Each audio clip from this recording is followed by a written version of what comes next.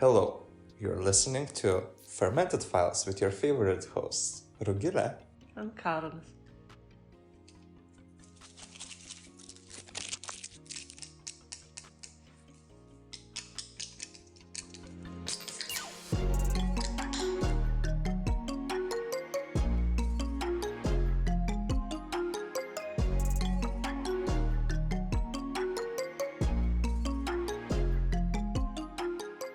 So today we're gonna talk about one of the most violent stories that probably you never heard of.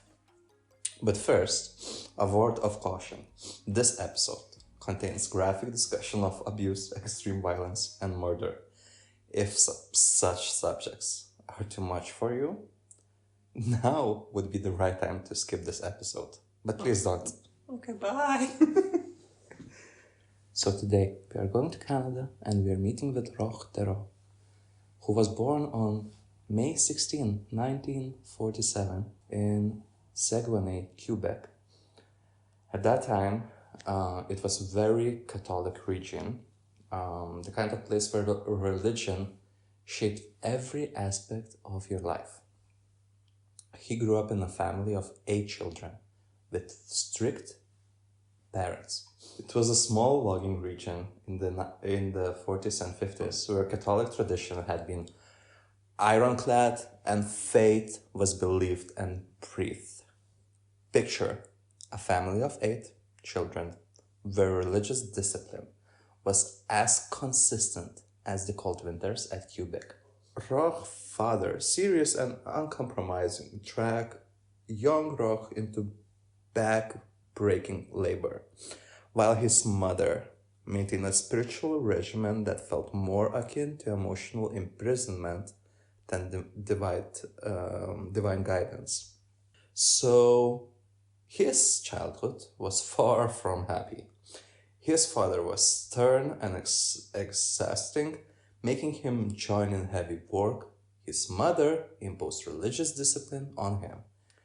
Clever with an alert mind, he was a charming boy. But also, he showed up deep insecurities.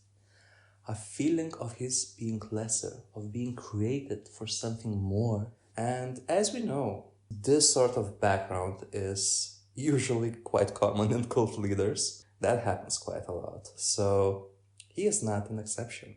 He's one of them. Later on, in his early 20s, he left the school and started a family. He worked odd jobs.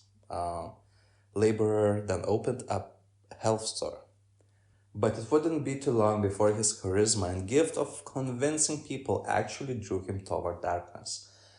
An obsessive fascination with pseudo-medicine and apocalyptic prophecy, 2 elements so crucial to be his ultimate destiny, led him down the path of becoming the leader of a cult. In his 20s, he seemed like a normal person, owning a health store, a family. Nothing says that something dark is brewing. But his charismatic predators rarely announce their arrival. They whisper, charm, and gradually rewrite reality. His interest in pseudo-medicine and apocalyptic prophecy was not an accident. These were calculated tools, perfectly designed to take advantage of human fear and hope. So how the cult began? Fast forward to late 1970s, when he was in his early 30s. He joined up with Seventh-day Adventist Church. This is not the cult yet, but the denomination known for emphasis on healthy living and apocalyptic visions. But Roch would not stay boxed in by this one church for very long. It was his first training place to learn about collective psychology, the place to learn how to use language of divine urgency. When he claimed to receive visions from God, it wasn't madness, it was strategy. He broke away from the church, claiming to receive visions from God, and began recruiting his own followers. The pitch was that the world was on the brink of destruction and only he, as God's chosen prophet, could save the faithful. That happens with almost every cult. Yeah. They simply flocked to Roch's charisma like moths to a flame. His followers were generally young adults who were discontented with society. They also believed in his vision of self-sufficiency in utopian society, where they could get away from the corruption of the modern world. He finally officially founded the Ant Hill Kids commune, named after the hardworking ants he admired, or rather wanted to emulate in his followers in 1977. The Ant Hill Kids commune wasn't born from spiritual inspiration, but from a cold, calculated understanding of human desperation. He identified his praise. Young adults disillusioned with society, searching for meaning, hungry to belong. His pitch was seductive in its simplicity. The world is ending, only I can save you. You can use this for basically every cult. I wanted to say, where do I sign up? Life in the commune was at first Edenic. Off the land, they grew their own food and built their homes. He took on the mantle of father figure, wise and loving, but beneath the surface, the flaws were already starting to appear. So this stage is very crucial for cults. Let's say it's honeymoon phase, where cult leaders create like an utopia. They get the people in, and when they are loyal to the leader, they isolate the followers and then start the real stuff. So let's get into the real stuff. Mm-hmm. As years went by, life in the commune started to turn darker. Roch became more autocratic, imposing strict rules on his followers, which he said had been ordained by God himself. He also got into drinking a lot, so it didn't help with all the autocratic stuff. The followers were not allowed to speak with their families anymore, let alone question his decisions. He was basically the God himself. What began as idyllic commune quickly transformed into a laboratory of human subjugation. Roch understood something profound about control. It's not about physical restraint, but about dismantling individual will.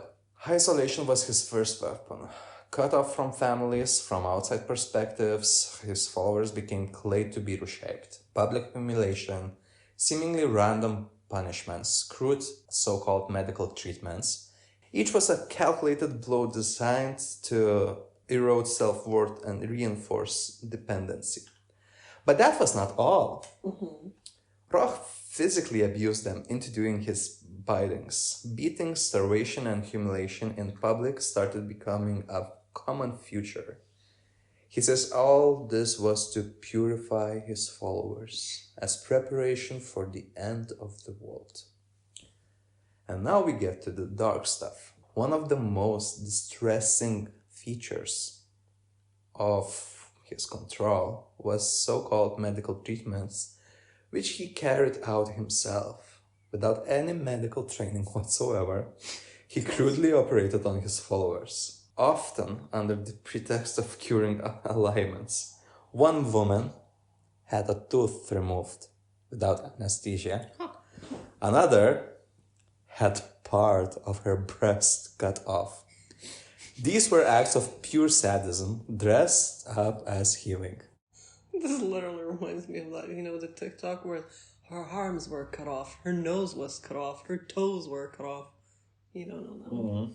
It's just like about girlies, like as I listen to true crime podcasts, and it's like you're doing your chores like all girly, and whatever. And in your ears, it's like her arms were cut off, her ass was cut off. I saw some of these, maybe not with this exact quote, but I understand. Or like when the cats want to go outside, and then their owners are like, "That's what's gonna happen to you." So his ability to justify such atrocities is testimony to his manipulative powers. in firmly putting himself in the position of God. The questioning of his actions felt akin to a question of God. By the late 80s, so 10 years later after the establishing the cult, his control had reached its peak, and so had his violence. One follower, Solange Boilard, died after a horrific so-called surgery. At the time, he called her death an accident, but the details of events suggest otherwise. So basically, she complained of an upset stomach. He performed another surgery without obviously anesthesia or anything like that. He laid her naked on a table and punched her in the stomach. Then forced a plastic tube into her rectum to perform a crude enema with molasses and olive oil. And this is where the details are a little bit gruesome, so be aware. He cut open her abdomen with a knife and ripped out part of her intestines with his bare hands. He made another member, Gabrielle Levely, sorry if I'm butchering the names, stitch her up using needle and thread, and had the other woman shove a tube down her throat and blow through it. She died the next day from the damage inflicted by the procedures. Thank you. Yeah, he claimed that he has power of resurrection, and that didn't work out. It didn't? No, she was buried close to the commune. Oh, bless her. And it took a few, I'm not sure which year this happened. I don't think we have exact date. Oh, it's 1989. And the same year, one brave follower managed to escape the commune. And obviously he went to the police. The police raided the commune and was unspeakable of the terror. The leader, Roch, later was arrested and sentenced to life in prison for murder and innumerable abuse charges. The story of the Ant Hill Kids doesn't end here, because I'm gonna tell what happened to the leader. The leader died in 2011 at his cell. They don't know the exact reason, but they are speculating that because he had like some sort of fight or something with his cellmate. Mm-hmm. And that's how his life ended. So the story of this cult, it is dark, it is shocking, but not unique. That kind of cult is still out there, as we know of all the research we had on other cults. Mm-hmm. So I guess basically that's it. So as we know, there are still a lot of cults, and sadly they are still happening, and they use the same tactics. Very charismatic leader who lure people into some sort of commune, or basically just somehow try to cut them from the families and friends, so they wouldn't get like other opinions, and even now it's happening in like online based cults and groups and whatever. So that's the story of the Ant Hill Kids cult, which I'm sure have a lot of more dark stories of the people that been there, but that's it for today. Okay. So I've never heard of it before.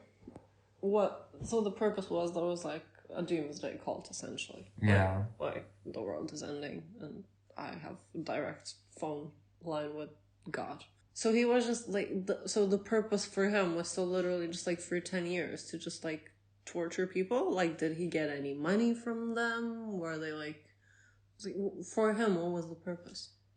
Obviously, to feel the power, the main thing, it is the power. I didn't find any information that he's getting like money for, from the followers. I guess he got some to like build stuff, but not, yeah.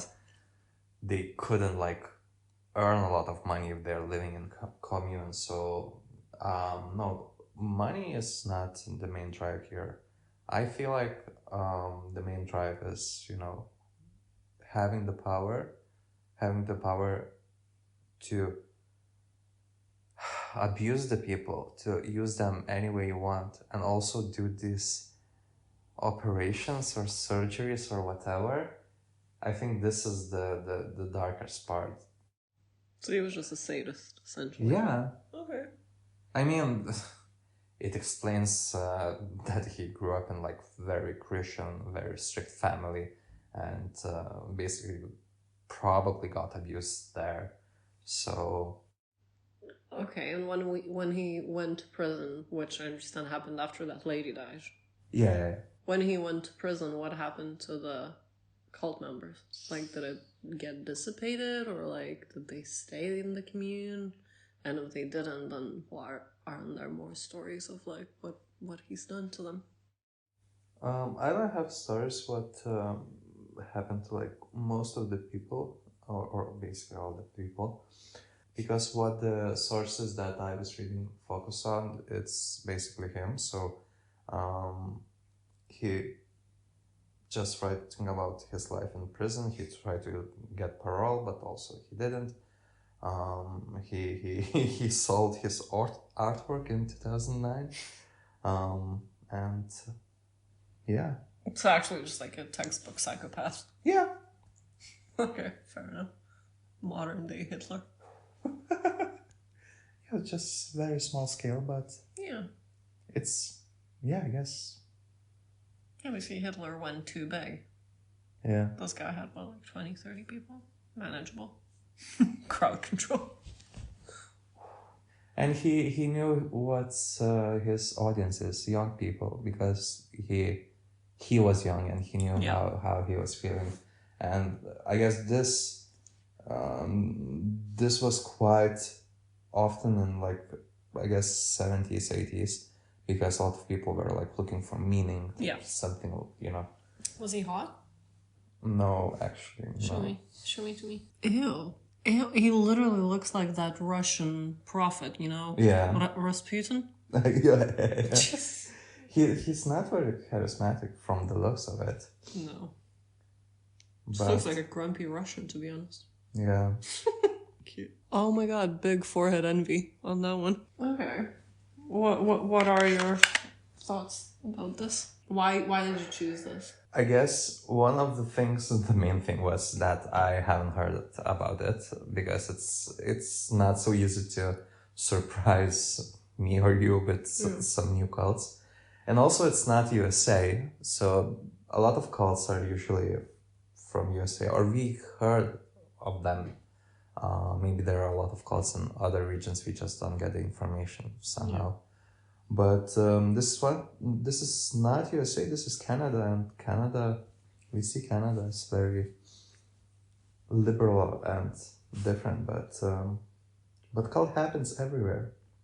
Cautionary tale. Yeah. Cults happen everywhere, kids. Be safe out there. Okay. I am slightly shook that this one's so short compared to our usual stuff. But it's definitely very interesting, and definitely surprised that I've never heard of it before. Also surprised by the size of that man's forehead. It is surprising. And I guess it's good that this is not a long episode with a lot of, scenes of abuse and stuff like that. And it's a good thing that the cult lived for like 11 something years and didn't end up for like tens of years or whatever. So I guess it's good that it was short living cult, and good for the victims of this cult. Not the girly, but not the girly. So thanks everyone for listening. Thank you, Rugila, for listening and your good questions. Thank you, girl.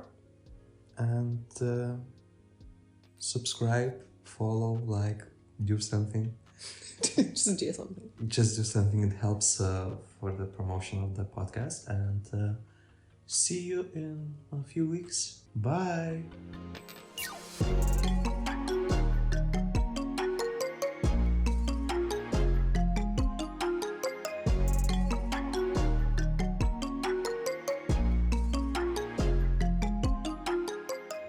We should probably apologize for not having posted for over 2 months. Or almost 2 months. Nobody cares.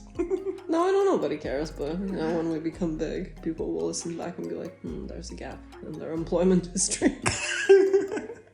They can do podcasts about this gap. What happened? Oh yeah, what happened? They came back fatter and uglier than ever. Good thing this is not a video podcast. Yet. Okay. Thank you, girl. Thanks. Bye. Bye. Bye. Bye. Bye. Bye. Bye.